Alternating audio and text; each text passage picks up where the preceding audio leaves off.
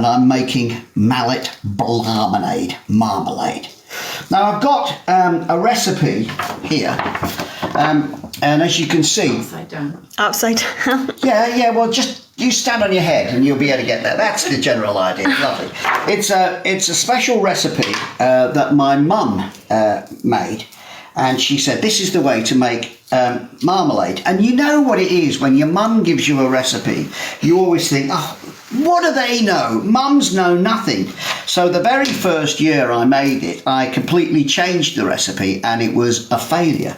So now I actually do as I'm told, and I go through the recipe as my mum told me to do it, which is take the time on this, the preparation of the oranges. You know, make sure that you peel them, put all the peel into this bowl here, and there's a little bit more to do here, and then I will start slicing up the actual marmalade.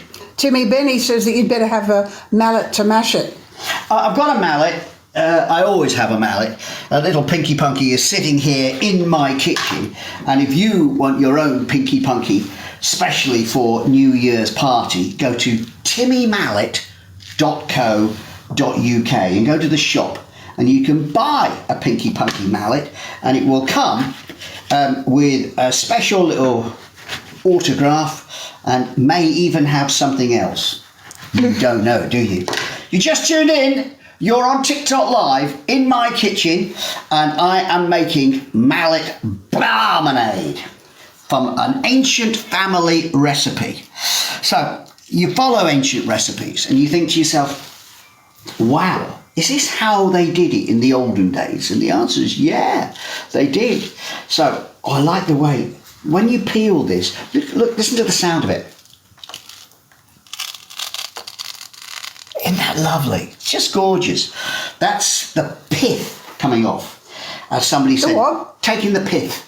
Okay? Now, this is the joyous bit that you're going to love. This is my orange peel slicer. It's about 150 years old, this thing. So I've had it since I was young and you were even younger. And I inherited it from my mum. And it's cast iron.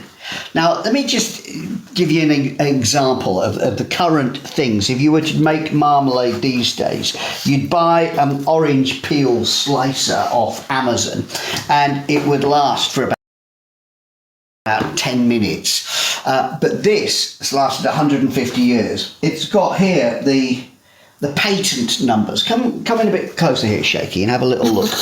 And those are the patent numbers. And it's got this thing, which is where I'm going to put my fingers gently. And as I turn it, here, you see, that's the blade going round. And there's nothing to protect my finger from being sliced up. You're going to need a wet plaster on that finger. I probably am. So shall we have a little go? What do you think, boys and girls? Okay, so I'll take a piece of the first piece here and I'll put it in like this. And this is all I'm going to do. Like this. Isn't that a lovely sound? And that, oh, I know, you got nervous then, didn't you? I got nervous then too, actually. And I'm collecting the bits of peel. Look at the lovely colour of the peel. That's got a little pink and a yellow. Actually, it's the colour of Pinky Punky, isn't it? Pink and yellow and white. And I've only dropped a little bit on the floor so far, so I'm not doing too badly. Right, let's take a piece of this, which is the Seville orange peel.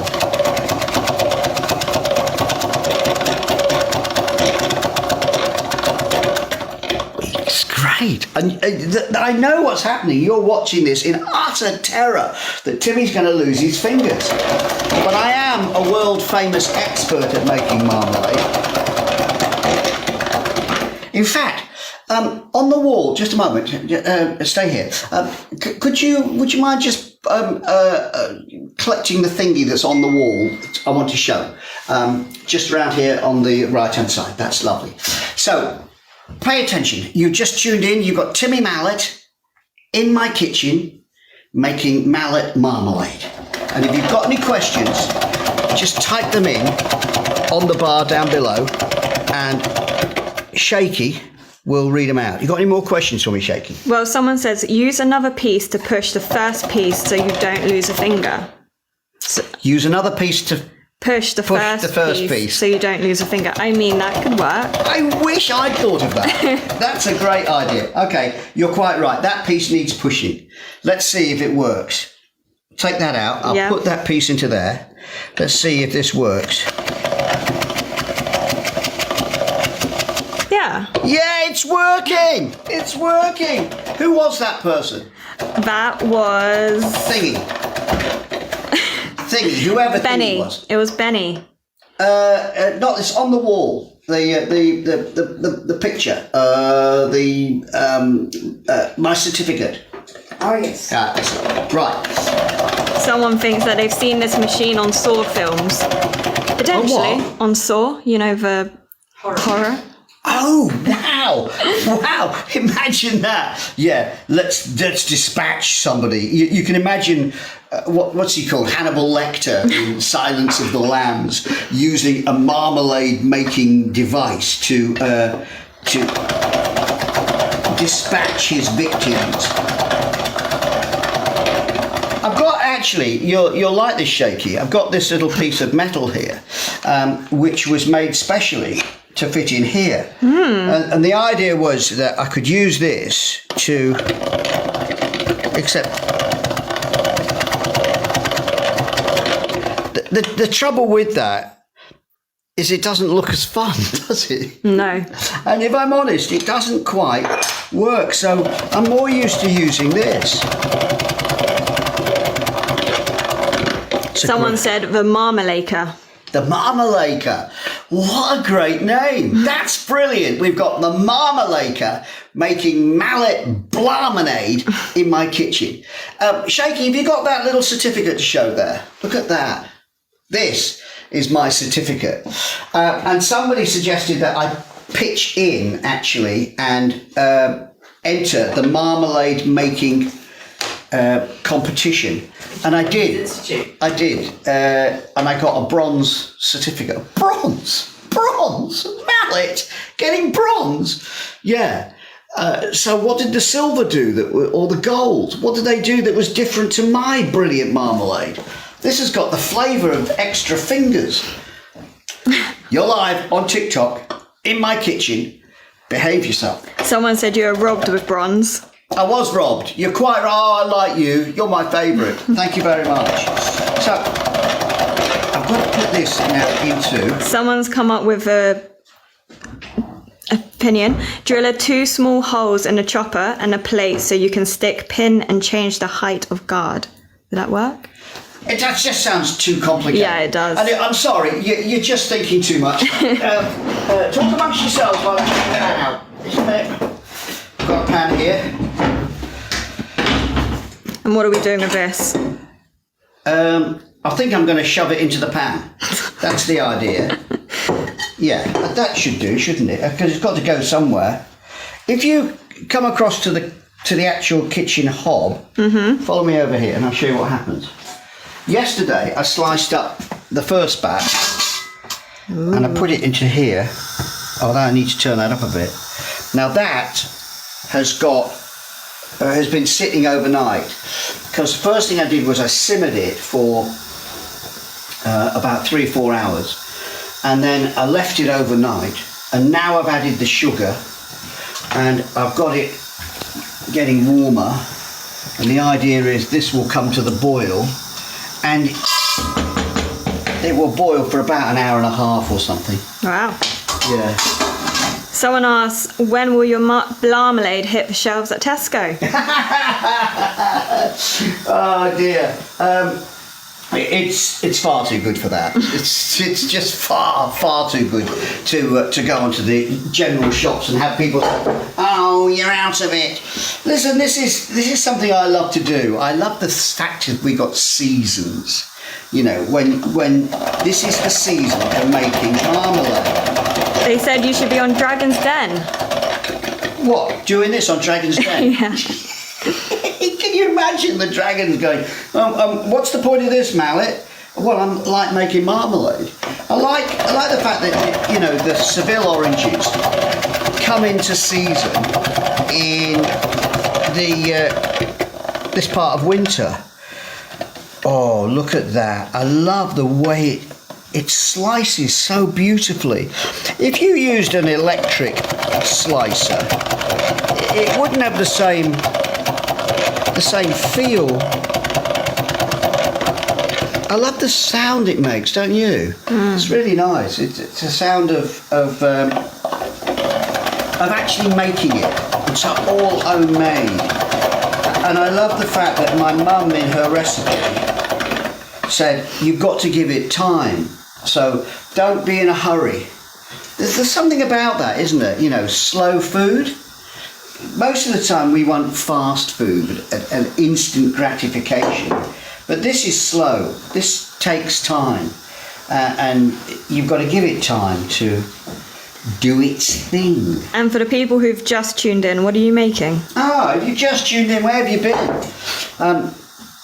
I'm live on TikTok in my kitchen making Mallett marmalade using an ancient cast iron orange peel slicer and following a recipe that my mum invented. I'm not sure she invented it. She probably got it from her mum.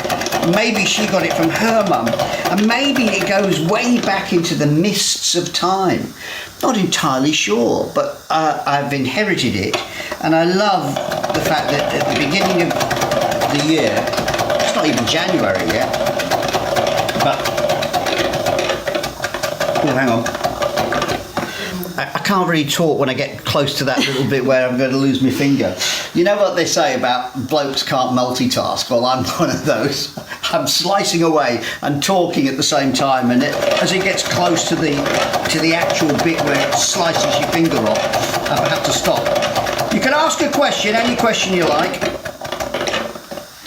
and if I don't know the answer, I'll make it up. What I'm doing is following the recipe. That's the recipe there. And as you can see, it's been well followed, and sometimes I even actually read it and add a few little bits and pieces to it to make sure that I get it right. But it says use Seville oranges. Now, a Seville orange comes from the town of Seville. Do you know where that is? That's in Spain. And it comes from my orchard in Seville. I've got roughly 200 trees there in my orchard in Seville, and so from there I will get quite a few thousand Seville oranges each year, and they're very, very bitter. If you go into your supermarket now, you will see all the different sorts of oranges lined up there. They've got Seville oranges, they've got clementines, tangerines, and what they call easy peelers. Easy peelers, that's another way of saying, oh, it's too much of an effort to actually peel an orange properly. Someone has asked, what else can you use this machine for? What else could I use this machine for? That's a good question. The answer is, I've no idea. I don't think you do use it for anything else. I have no idea what else you could use it for. What else do you think you could use it for? You tell me. I think the fact that you're making marmalade and it needs a particular old-fashioned cast iron machine. You know, somebody designed this way back in the middle of the 19th century. Said, now, domestic people in the 21st century will want to make their own marmalade, so they'll need an orange peeler. Right. So somebody designed it. Come around this side in a second, you can see the wheels. You see the cogs? Don't you think that's fantastic the way that works there? Just two cogs, a little pin here that's been bent to hold it in place. It's got a little bit of oil on it to make sure that it goes, and it just sounds lovely. That little wooden handle there, of course, moves so that it's always got that lovely rhythm. Somebody asking you, has the handle ever broken? Well, it's wooden. I'm not sure how you'd replace it if it did, so no, it hasn't done. But I hate to say it because now you're risking it, aren't you? And someone's asked, do you make any other preserves or is it just marmalade? Well, I particularly like making marmalade. Do I make any other preserves? Of course, you can make other preserves. Shaky, your mum makes preserves, doesn't she? What does she make? What sort of things does she make, Shaky? Jam. Jam, yeah, jam. She makes really lovely jams, actually. And chutneys. Yeah. Chutneys. No, I don't make chutneys. I find that chutneys are the things that I like getting from other people. And what I do with the marmalade is I like making it and giving it to my friends and saying, here you go, I'm thinking of you, here's a jar of Mallett marmalade. I'm going to change the label on it actually this year. I'm going to put a marmalade label. And we're calling myself the Mallinator. Is that right? Yeah. The Mallinator, And someone asked, where do you get your pan from? They've got Pan Envy. Oh, Pan Envy, come and see the pan. I mean, that is a monstrous pan. That is a... Oh, look. Things are starting to happen there. Again, this is a pan that I inherited. It's such a big pan. And it sits in this box here. See this box? This was made by my granddad. And this is where it lives with some old lined newspaper here from 1952. And where's the little key gone? Don't know. Anyway, that's it. Someone's asked, where's your mug? Do you have a famous mug? A mug? Yeah. Oh, yeah. Yeah. I know what you're asking about.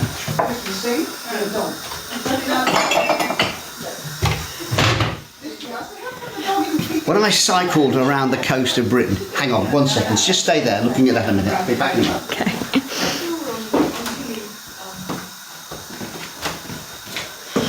When I cycled around the coast of Britain, Emma in East Anglia made me this beautiful mug. Look at the colours on it. And she put a map of Britain showing my route when I cycled around it.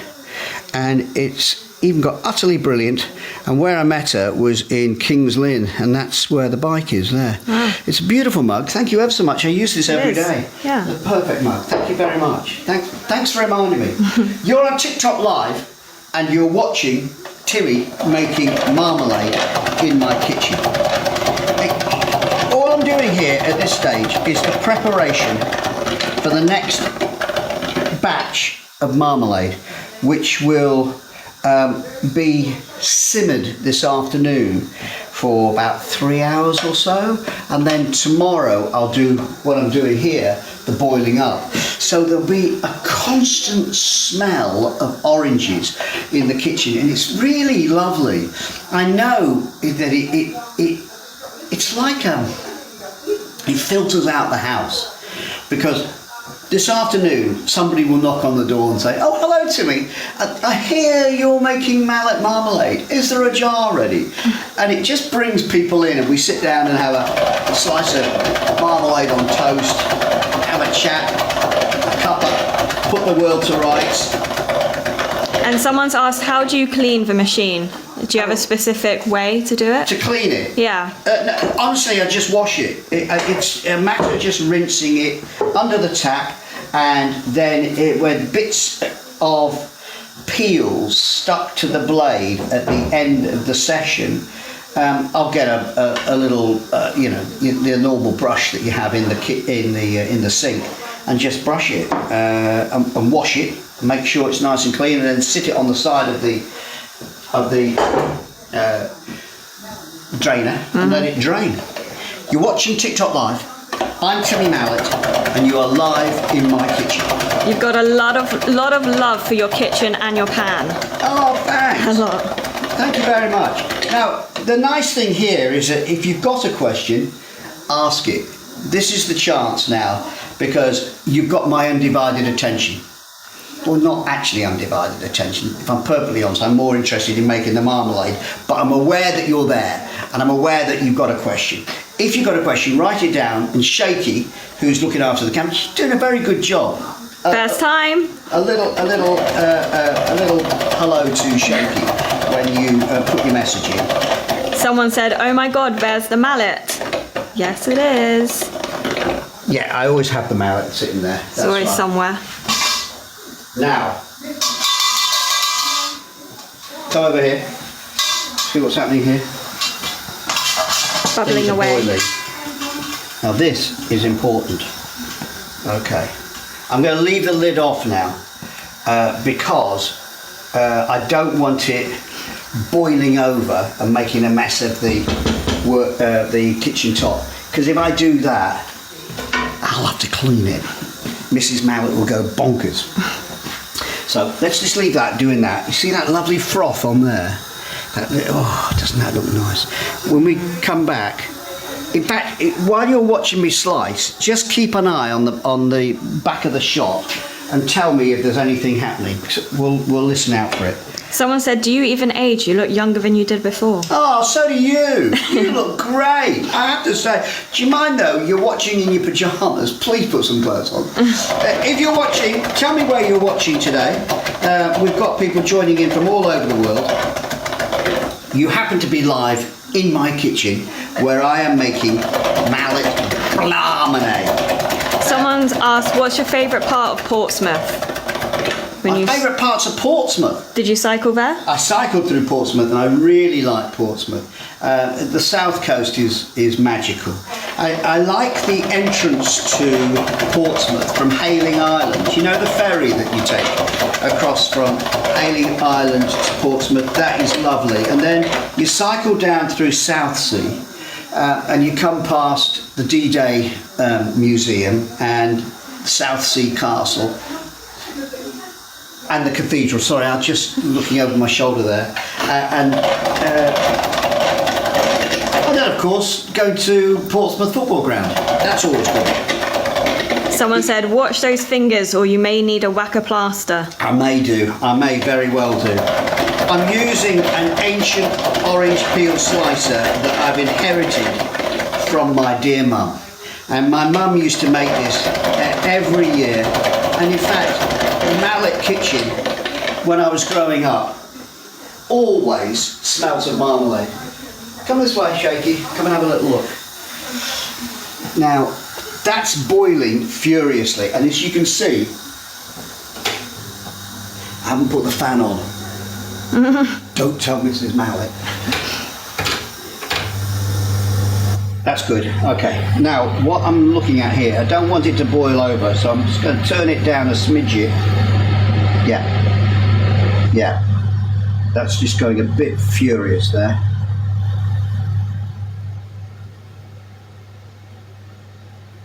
Now, what it does is this boils and it evaporates. So, when I'm ready to dish up, might have to boil for about an hour. What time is it? 1:25. That's looking really high. Just a bit too high, if I'm perfectly honest. That doesn't look quite right. I think I'm going to turn that down a smidgen. We were getting distracted.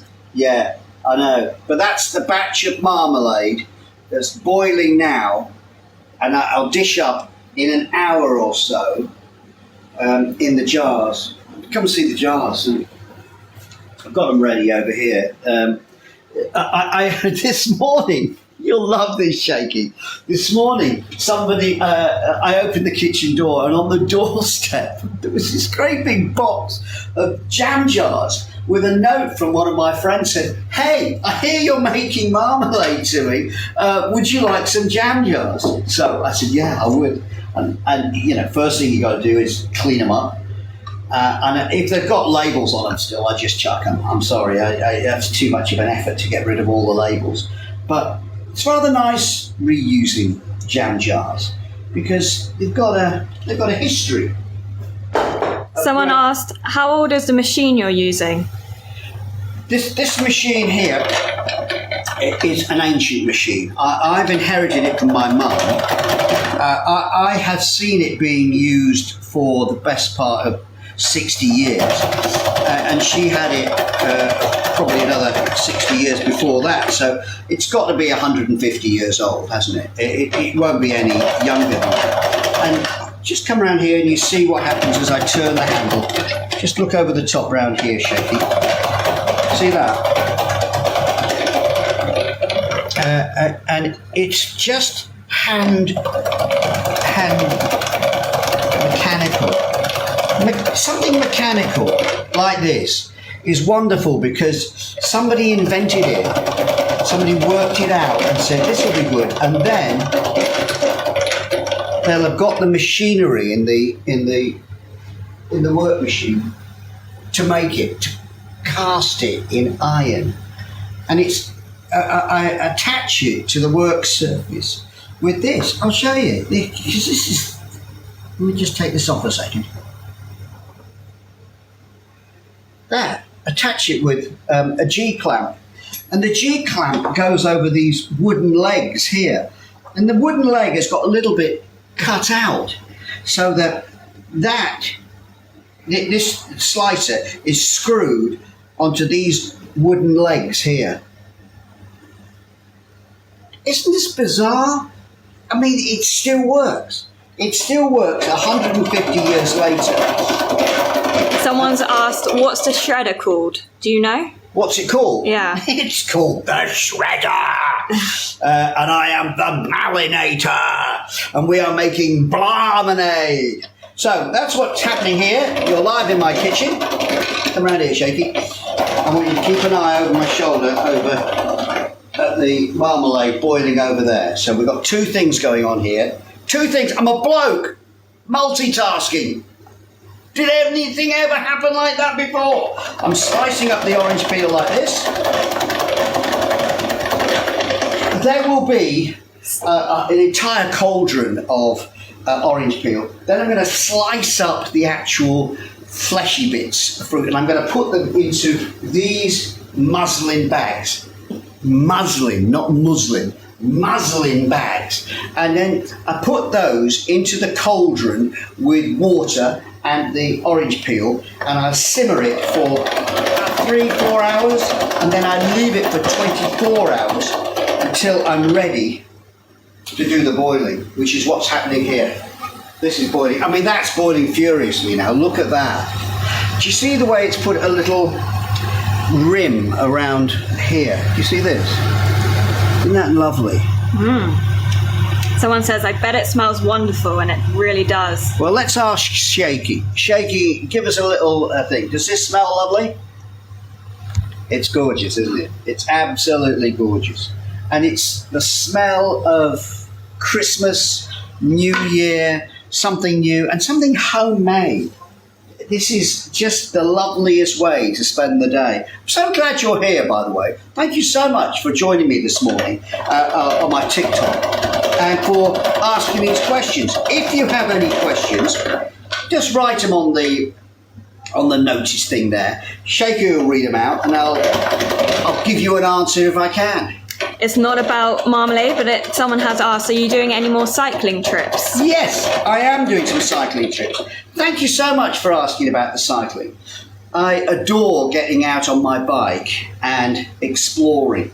Now, you'll know because I document all my cycle rides, every cycle rides on Strava. Strava, S-T-R-A-V-A. And Strava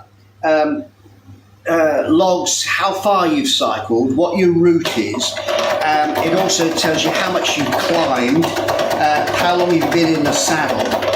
And I've used it to document my cycle ride around the coast of Britain.